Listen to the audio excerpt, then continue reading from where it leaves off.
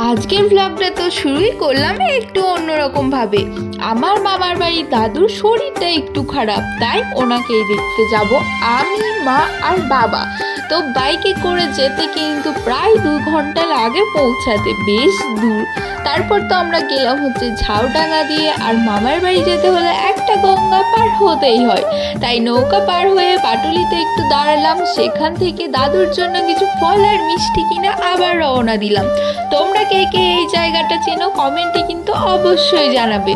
মামার বাড়ি পৌঁছিয়ে আর দেরি না করে গরম গরম লুচি আর আলু ভাজা জমিয়ে খাওয়া শুরু করে দিলাম। তারপরেই তো মামার ছেলে মেয়ে দাদু আরও সবাই মিলে কত গল্প করলাম, হাসি আড্ডা। সত্যি মামার বাড়ি গেলে আনন্দটা একটু অন্যরকমই। তারপর তো সবাই মিলে লাঞ্চ করতে বসলাম। মেনুতে ছিল চিকেন কষা আর ভাত।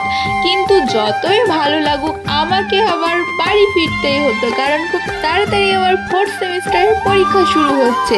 তাই মন না চাওয়াতেও বাড়ি ফেরার প্রস্তুতি নিলাম। বেরোনোর আগে তো দাদু আমাকে দিল কিছু টাকা। এটা আসলে দাদুর ভালোবাসা, মুখে নাও প্রকাশ করলেও মনে মনে ভাবছিলাম টাকাটা কখন দেবে। তারপরে তো 1 কাপ চা খেয়ে মাকে টাটা বললাম, এর সঙ্গে সবাইকে টাটা করে চলে আসলাম বাড়ি যাওয়ার জন্য। আর আজকের দিনটা অনেক সুন্দরভাবে কাটলো। আশা করি তোমাদের এই ছোট্ট ভ্লগটা ভালো লাগবে। টাটা।